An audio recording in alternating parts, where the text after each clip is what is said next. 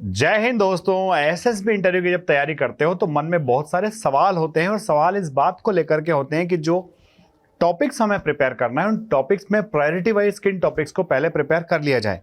दोस्तों मुझे बहुत अच्छे से पता है एनडीए सीडीएस का एग्जामिनेशन जब आप तैयार कर रहे थे तो पूरी तरह से आप अपनी सब्जेक्टिव स्टडी पर डिपेंड कर रहे थे।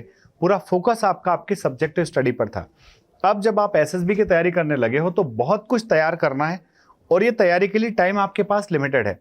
तो आज के वीडियो में मैं आपको बताने वाला हूं कि किन टॉपिक्स को आपको बहुत ज़्यादा प्रायोरिटी पर तैयार कर लेना है और उसमें भी मैं टॉपिक्स को डिवाइड करके आपको बता रहा हूं ताकि आपको एकदम क्लियर कट आइडिया हो जाएगा कि किन टॉपिक्स को करने से आपको किस तरह की हेल्प मिलने वाली है।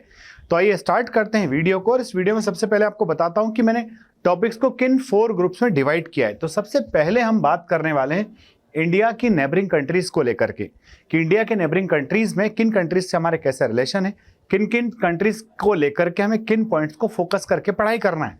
सेकंड जो पार्ट है वो है हमारा मेजर पावर्स कि भाई सारे जो पावरफुल कंट्रीज है वो हमारे आसपास तो है नहीं, बट दुनिया में कई सारे पावरफुल कंट्रीज हैं जिनके डिसीजंस इंडिया को इम्पैक्ट करते हैं, तो उन कंट्रीज के बारे में पढ़ना भी बहुत ज़्यादा जरूरी है।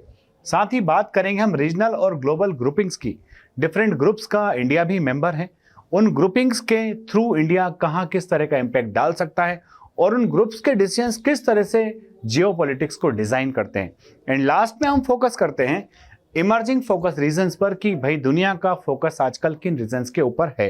तो आइए स्टार्ट करते हैं। सबसे पहले हम बात करते हैं इंडिया और नेबरिंग कंट्रीज की।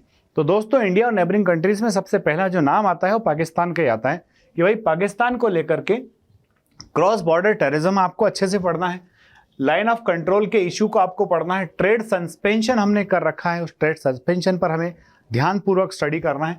साथ ही साथ करतारपुर कॉरिडोर और डिप्लोमेटिक रिलेशंस की बात हमें यहाँ पर करना है। इन सारी तैयारी के बीच में रिसेंटली जो ऑपरेशन सिंदूर हुआ उस ऑपरेशन सिंदूर को आपको नहीं भूलना है। अब हम बात करते हैं अगर चाइना की, तो यहाँ पर भी border tensions, line of actual control, Galwan के क्लैशेस और डोकलाम के क्लैशेस के बारे में आपको ठीक से पढ़ना है। साथ ही ट्रेड इम्बैलेंस के बारे में आपको फोकस करना है। ब्रिक्स और एससीओ के हम दोनों मेंबर्स हैं, वहां पर आपका फोकस जाना चाहिए।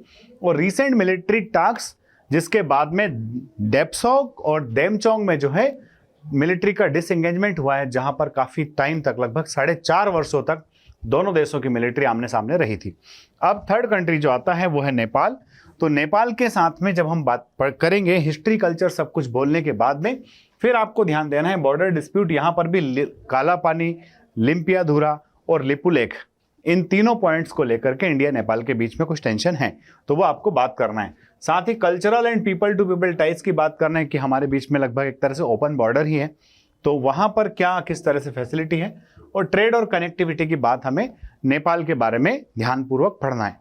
नेक्स्ट अगर हम बात करते हैं बांग्लादेश की, तो दोस्तों बांग्लादेश में पहले जो लास्ट 10 ईयर से गवर्नमेंट चली आ रही थी शेख हसीना की, उनके साथ हमारा अच्छा बॉन्डिंग था। बट जब से बांग्लादेश में तख्ता पलट हुआ है, शेख हसीना ने इंडिया में आकर के शरण लिया है, उसके बाद से वहाँ पर मोहम्मद यूनिस की जो सरकार है वो कई सारे ऐसे डिसीजंस ले रही है जो इंडिया के लिए अच्छे नहीं है। तो इंडिया बांग्लादेश रिलेशन के बारे में आपको पढ़ना है।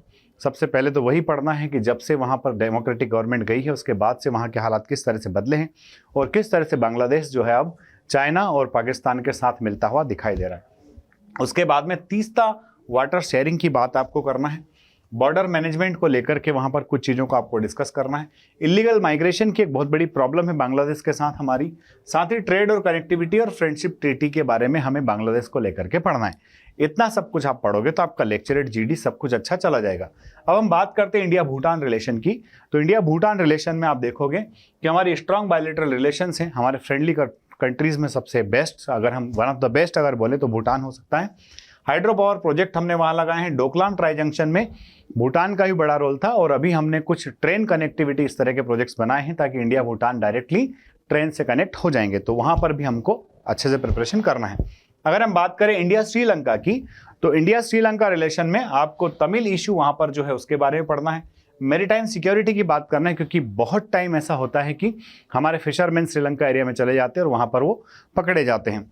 नेक्स्ट जो चाइना का इन्फ्लुएंस है श्रीलंका के अंदर उसकी बात आपको करना है। हम्बनटोटा पोर्ट की बात करना है और इंडिया का जो सागर विजन है, इस सागर विजन को लेकर के श्रीलंका को किस तरह से हम देखते हैं क्या इसका इन्वॉल्वमेंट हो सकता है, उसके बारे में अपने को बहुत अच्छे से प्रिपरेशन करना है।